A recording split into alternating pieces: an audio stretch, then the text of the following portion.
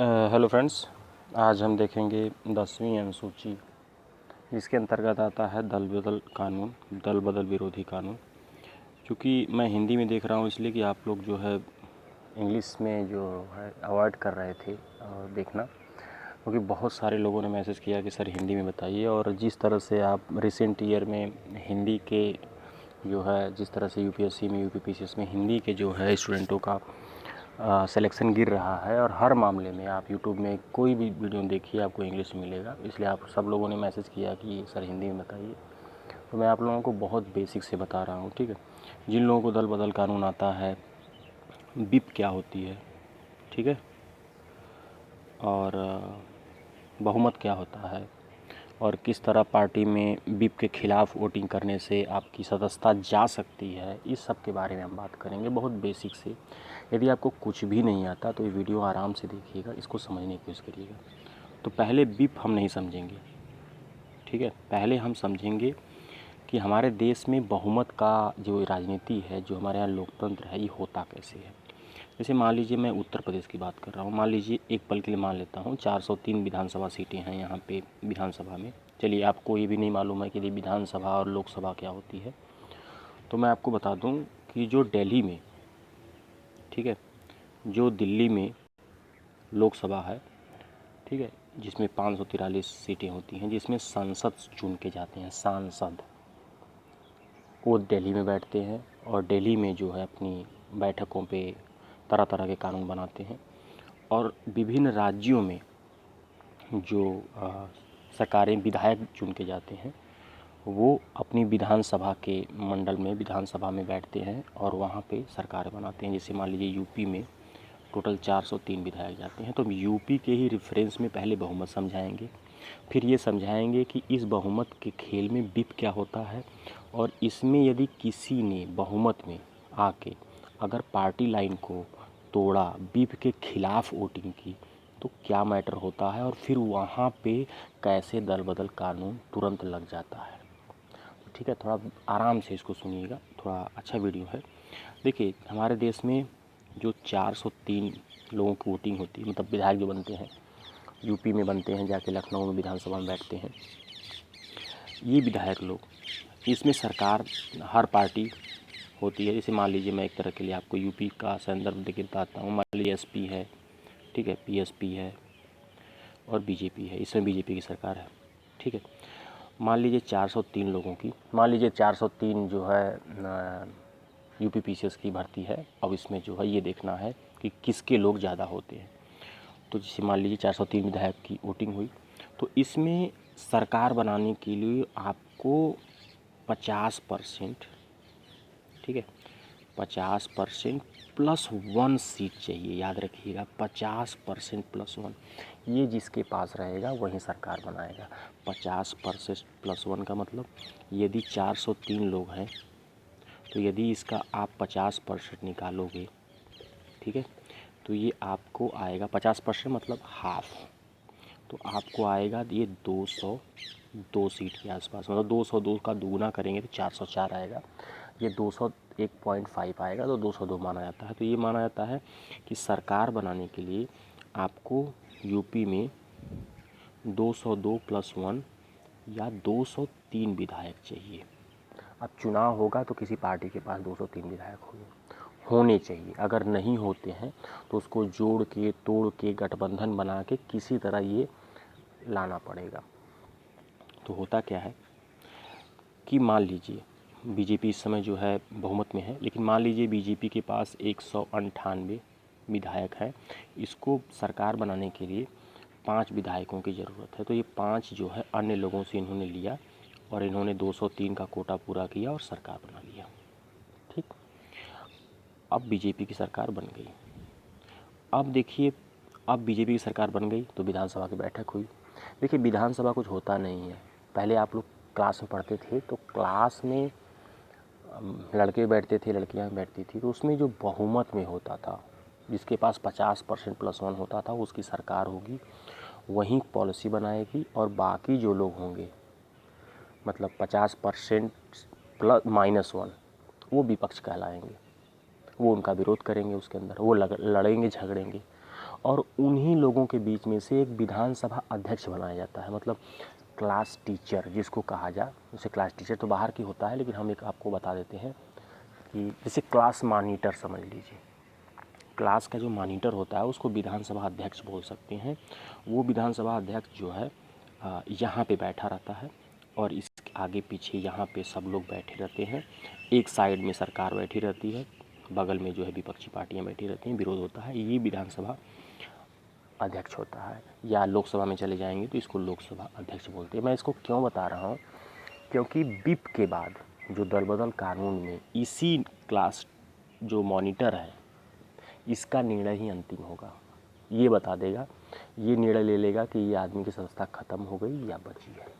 इसीलिए मैं आपको बता रहा हूँ। याद रखिएगा, विधानसभा अध्यक्ष कहीं से नहीं चुने जाते हैं। नॉर्मली इन्हीं पूरी पार्टियों में से जो वरिष्ठ होता है, अधिकतर सरकार का ही, भाई जो बहुमत में है उसी की बात मानी जाती है, तो अधिकतर वो सरकार का ही, जो सरकार बनाती है उसी में से कोई वरिष्ठ विधायक होता है जो 5 बार 6 बार चुन के आया रहता है। ठीक है, तो ये विधानसभा अध्यक्ष यहाँ बैठता है और डेली यहाँ बहस होती है। मतलब लगभग पार्टी जो है, जो सरकार वाले होते हैं 50+1, ये पॉलिसी बनाते हैं और इस पर विपक्ष जो है बहस करता है। अब देखिए अभी क्या है कि विद्रोही विधायक विप आदेश की अवहेलना कर रहे हैं। अभी विप होता क्या है, जैसे मान लीजिए बीजेपी है, ठीक, किसी बात के लिए ये मान लीजिए विधानसभा अध्यक्ष है, ठीक है, ये बीजेपी है जो बहुमत में सरकार है और ये विपक्षी है यहाँ बैठी हुई है, ठीक है, ये पूरी क्लास है। क्लास मतलब विधानसभा सत्र जिसको कह सकते हैं। तो होता क्या है मित्र ना, कि जब ये पार्टी विप जारी कर देगी, विप का मतलब होता है एक तरह का आदेश माना जाता है कि आप किसी पॉलिसी पे, मान लीजिए कृषि बिल है, कृषि बिल में मान लीजिए 203 विधायक जो है सरकार के अंदर, जो सरकार में है, 203 विधायक में भले ही किसी का मत कृषि बिल के विपक्ष में हो, लेकिन वो उसके विपक्ष में जाके बोल नहीं सकते, कतई नहीं बोल सकते। जब किसी पार्टी लाइन की विप जारी हो जाएगी, जिसको WHIP कहते हैं, तो आपको पार्टी लाइन के विरोध में जाके विपक्ष में वोटिंग नहीं करनी पड़ेगी। चाहे कुछ भी हो जाए, आपको पक्ष में वोटिंग करनी पड़ेगी, क्योंकि ये इसलिए बनाया गया, कभी मैं इतिहास बताऊंगा कि विप क्यों बनाया गया, उसमें परिस्थितियाँ क्या थी और भारत के लोकतंत्र के लिए वो कितना सही है। अगर नहीं बनाया जाता तो इधर के विधायकों को ये खरीद के सरकार बना लेते, फिर इनके विधायकों को खरीद के फिर ये सरकार बना लेते। इस दल बदल के कानून को रोकने के लिए आया था। मैं इसलिए फिर बोल रहा हूँ कि इसको दल बदल क्यों कहते हैं, क्योंकि अगर ऐसा नहीं होगा तो इसके कुछ विधायकों को और 50 करोड़ दे के ये खरीद लेगा, एक एक विधायक को सरकार बना लेगा। अब फिर जब इसकी सरकार बन जाएगी तो ये करप्शन करके कहीं से पैसा ला के फिर एक, जब बहुमत ही बनाना है 203 लोगों का, तो कोई भी अल्टरनेट बता सकता है। तो ये कहा जाता है कि दल बदल नहीं करना है। एक बार सरकार बन गई तो दल बदल नहीं करना है। तो इनडायरेक्टली ये भी माना जाता है कि यदि पार्टी लाइन ने विप जारी कर दिया तो उसके खिलाफ वोटिंग नहीं कर सकते। खिलाफ वोटिंग करने का मतलब आप पार्टी के मत के विरोध में हैं, आप पार्टी के मत को नहीं मान रहे हैं। तो अब यहाँ पे शुरू होता है, अब जो लोग विप के खिलाफ वोटिंग करते हैं उन्हीं की सदस्यता जाती है, उन्हीं को विधायक का जो विधायक का पद छोड़ना पड़ता है। और इसका निर्णय जो है यही विधानसभा अध्यक्ष लेता है। याद रखिएगा, लोकसभा अध्यक्ष या विधानसभा अध्यक्ष लेता है कि किस विधायक की सदस्यता चली गई है। और याद रखिएगा, इसका जो न्याय है वो अंतिम होगा, उस पर कोई बहस नहीं होगी। लेकिन हाँ, इसका जो है जुडिशियल रिव्यू जो है सुप्रीम कोर्ट कर सकती है, वो मैं अभी बताऊंगा 1 बाय 1, उसको आप परेशान मत होइएगा, ठीक है। तो अभी ये क्या है कि हम विभिन्न राज्यों में विद्रोही विधायकों द्वारा विप के आदेश की अवहेलना को पढ़ रहे हैं। मतलब विधायक अपनी ही पार्टी के जो है गाइडलाइन को तोड़ देते हैं और उस अवहेलना करते हैं, जिसके तहत विद्रोही विधायकों द्वारा अयोग्य घोषित कर दिया जाता है, ठीक है। अब हम इसको समझने की कोशिश करते हैं। जो हम आपको बताए हैं पूरी कहानी यही है इसमें लिखी हुई, पूरी की पूरी कहानी, ठीक है। देखिए होता क्या है कि जब ये लोकसभा अध्यक्ष या विधानसभा अध्यक्ष किसी भी पार्टी के सदस्य को, मान लीजिए सरकार है और ये विपक्ष है, मान लीजिए इन्होंने विप की अवहेलना की, इनके 3 विधायकों ने, मान लीजिए इनके 3 विधायकों ने विप की अवहेलना की, विप नहीं माना गाइडलाइन को, उसके विपक्ष में जाके वोटिंग कर दिया, तो ये लोकसभा, ये जो अध्यक्ष है, ये इनको जो है अयोग्य घोषित करेगा। अब इसमें कहीं संविधान में नहीं लिखा है कि अयोग्य घोषित कितने दिन में करेगा, तो इसमें कई केसेस आते हैं। कुछ केस में कहा गया कि 3 महीने में आपको अंतिम निर्णय लेना पड़ेगा, लेकिन इसमें जो है आर्टिकल 212 आता है, इसमें जो है जब तक इनकी अयोग्यता का निर्णय लोकसभा अध्यक्ष विधानसभा अध्यक्ष नहीं ले लिया होता है, तब तक उसमें सुप्रीम कोर्ट या हाई कोर्ट जो है कोई हस्तक्षेप नहीं कर सकती। ठीक है। 1992 में ये कहा गया कि इस लोकसभा और राज्यसभा का जो राज्यसभा लोकसभा अध्यक्ष विधानसभा का जो अध्यक्ष है, जो क्लास मॉनिटर है, इनका निर्णय अंतिम होगा और इस पर कोई जुडिशियल रिव्यू नहीं होगी। मतलब इसमें कोई निर्णय लेने के बाद ये तीनों विधायक की सदस्यता चली गई। अभी 1992 में ये कहा गया कि अगर ये 3 विधायकों को लोकसभा विधानसभा के सदस्य ने अयोग्य घोषित कर दिया, इनकी ये विधायक पद से ख़त्म हो गए, तो ये उस समय सुप्रीम कोर्ट में नहीं जा सकते थे। ये उस समय कहा गया था 1992 में, लेकिन 1993 में कोल्होनन का केस आया था। कोल्होनन के केस में कहा गया, सुप्रीम कोर्ट ने कहा कि जुडिशियल रिव्यू की पावर, सुप्रीम ने कहा कि न्यायिक पुनर्अवलोकन का जो पावर है सुप्रीम कोर्ट का, उसको कोई नहीं ले सकता। क्यों नहीं ले सकता? क्योंकि इन तीनों की सदस्यता का निर्णय चूँकि लोकसभा और विधानसभा का सदस्य अध्यक्ष कर रहा है, तो एक तरह से लोकसभा और विधानसभा का अध्यक्ष जो है एक ट्रिब्यूनल की तरह काम कर रहा है, एक न्यायाधिकरण की तरह काम कर रहा है। भाई न्याय दे रहा है ना, ये हमारी ही तरह एक न्याय दे रहा है। और अगर कोई ट्रिब्यूनल इंडिया में काम कर रही है तो वो जुडिशियल रिव्यू के अंदर में ज़रूर आएगी, क्योंकि इंडिया की हर ट्रिब्यूनल जुडिशियल रिव्यू के अंदर आएगी। वो हमारे जुडिशरी के अंतर्गत कोई भी, तो उसने कहा कि इंडिया में यदि किसी ने भी, जैसे मान लीजिए इलेक्शन कमीशन है, किसी मामले में मान लीजिए, वो बहुत बात की बात है, उसको बताएंगे बहुत लंबा। मान लीजिए इलेक्शन कमीशन कभी किसी की सदस्यता के लिए ट्रिब्यूनल का वर्क कर रही है कि नहीं, इनकी ये सदस्य बने रहेंगे लोकसभा अध्यक्ष या लोकसभा सदस्य बने रहेंगे या नहीं बने रहेंगे, ज्यों ही चुनाव आयोग ट्रिब्यूनल की तरह काम करेगी, न्यायाधिकरण की काम करेगी, उसके दिए गए निर्णय का न्यायिक पुनर्विलोचन किया जा सकता है। तो कोलोनन केस में 1993 में कहा सुप्रीम कोर्ट ने कि हर मैटर को जो ये निर्णय लिया जाएगा, लेकिन आफ्टर मैटर, याद रखिएगा, बिफोर मैटर हम इस क्लासरूम में क्या हो रहा है, उठक पटकी हो रही है, पीटा पाटी हो रही है, माइक तोड़ा जा रहा है, कौन किसको मार रहा है, ठीक है, कौन किस और रूल बुक फाड़ रहा है, ये मुझसे मैटर नहीं करता। क्लास के अंदर क्या हो रहा है मुझसे कोई मतलब नहीं, सुप्रीम कोर्ट का कहना है। मतलब कब होगा? जब क्लास के अंदर मारा पीटी से मामला बाहर आएगा। लेकिन मान लीजिए मारा पीटी हो गई, मान लीजिए एक पल के लिए मैं समझा रहा हूँ आपको बात, मान लीजिए 3 विधायक हैं, ठीक है, उन पर कोई निर्णय ही नहीं लिया क्लास टीचर ने, अरे क्लास मॉनिटर ने, कि नहीं इनकी सदस्यता रहेगी, क्लास में रहेंगे कि नहीं रहेंगे। यदि नहीं निर्णय लिया है तो हम कुछ नहीं बोलेंगे, लेकिन निर्णय लेना पड़ेगा। जब वो निर्णय ले लेगा, वो विधायक बाहर आएंगे क्लास से, फिर वो जुडिशियल रिव्यू के अंदर आएंगे। और हमारे पास जो जुडिशियल रिव्यू है वो भी सीमित है, हर मामले में नहीं कर सकते हम जुडिशियल रिव्यू। केवल मैलाफाइड, हमको ये लगे कि कोई माल इंटेंशन है, कोई पॉलिटिकल इंटेंशन से हमारी संस्था गई हो, या मैलाफाइड है या अनियमित है, इस मामले में हम जुडिशियल रिव्यू करेंगे बस, और किसी मामले में नहीं। इसी मामले में जो है एक आर्टिकल है 212, उसमें ये कहा गया है, मैं आपको 1 बाय 1 पढ़ाता हूँ, ठीक है।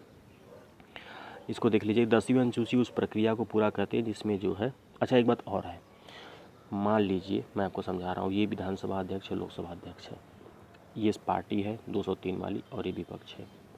यदि 3 विधायकों ने विप के खिलाफ वोटिंग की तो ऑटोमेटिक जो है विधानसभा अध्यक्ष और लोकसभा अध्यक्ष इनके खिलाफ कुछ नहीं बोलेगा, नथिंग, जब तक कि इसके अंदर, क्लास के अंदर का कोई भी सदस्य, चाहे वो सरकार के अंदर का हो चाहे विपक्ष के अंदर का हो, इसको कंप्लेन न करे क्लास मॉनिटर के पास कि देखिए वो विप के खिलाफ वोटिंग किए हैं, उनकी सदस्यता के बारे में आप सोचिए। यदि किसी भी विधायक या सांसद ने विप के खिलाफ वोटिंग करने वाले सदस्य के बारे में ऑब्जेक्शन नहीं किया तो लोकसभा अध्यक्ष और विधानसभा अध्यक्ष विप का रैंडम उपयोग नहीं कर सकता, याद रखिएगा। वो किसी के कंप्लेन करने से ही होगा।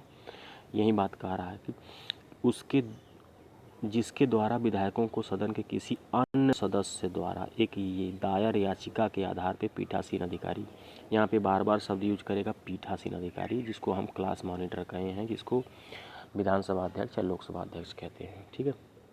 कि जब तक जो है अन्य जो है सदस्य याचिका नहीं दायर करेगा, कंप्लेन नहीं करेगा, तब तक उसकी याचिका, उसकी सदस्यता के बारे में पीठासीन अधिकारी कुछ नहीं सोचेगा, ठीक है। अब कह रहा है कि एक सदस्य दल बदल यदि कह रहा है कि सदस्य यदि मान लीजिए पार्टी लाइन के मतदान पर पार्टी लाइन के नेतृत्व, ये विप होता है ना, विप की हिंदी यहाँ लिखा हुआ है कि जो विप होता है वो नेतृत्व के निर्देशों की अवहेलना, यदि नेतृत्व ने कह दिया, लीडर ने कह दिया कि इसके पक्ष में आपको वोटिंग करना है और आप उसके विपक्ष में कर दिए, तो ये हुआ नेतृत्व के निर्देशों की अवहेलना, ठीक है। और हाँ, अब यदि उनकी सदस्यता तब वो चल जाएगी जब वो जो है पार्टी छोड़ दे, वो तो नेचुरल सी बात है, ठीक है। और कह रहा कि इसके अनुसार एक सदन का सदस्य किसी भी मुद्दे पर अगर दल की विप अवमानना करता है, ठीक है, या अवहेलना करता है तो सदस्यता खो देगा। वहीं जो मैंने बात कहा कि यदि पार्टी ने विप लाइन जारी कर दी तो आप उसके खिलाफ वोटिंग नहीं कर सकते, मतलब आपको करना ही पड़ेगा। वो भले ही आप जिस विधानसभा क्षेत्र से आए हों वहाँ किसान भले ही आंदोलन कर रहे हों, आपको फिर अपना विधानसभा क्षेत्र नहीं देखना है। पार्टी ने कह दिया कि कृषि बिल पे वोटिंग करनी है तो करनी है, आप आउटलाइन गाइडलाइन से बाहर गए, पार्टी के नेतृत्व की अवहेलना किए, तो आपकी सदस्यता किसी के कंप्लेन करने से, किसी दूसरे सदस्य के याचिका दायर करने पे जा सकती है। और जब तक याचिका का निर्णय नहीं हो जाएगा तब तक सुप्रीम कोर्ट या हाई कोर्ट उसमें कोई हस्तक्षेप नहीं करेगी, ठीक है।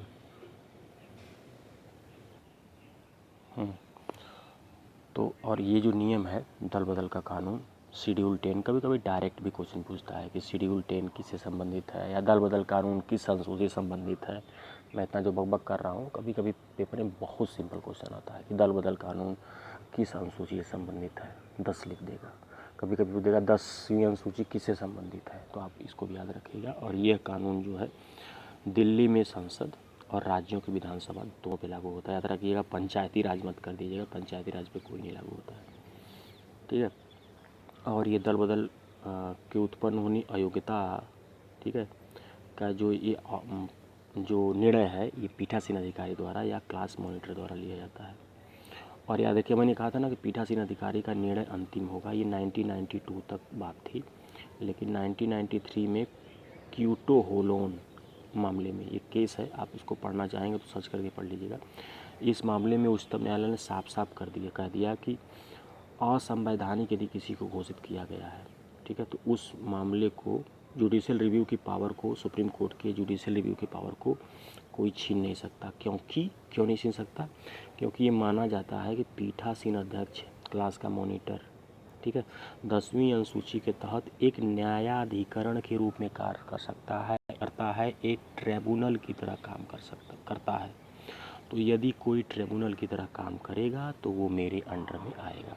इसलिए किसी भी अन्य न्यायाधिकरण की उसकी तरह उसका निर्णय न्यायिक समीक्षा के आधार पे, सद्भावना, व्यापकता के आधार पे होता है। मैंने सिंपल भाषा में बता दिया कि इंडिया में कोई भी यदि ट्रिब्यूनल है, उसका कोई भी निर्णय है, वो अल्टीमेटली जुडिशियल रिव्यू के अंदर आएगा।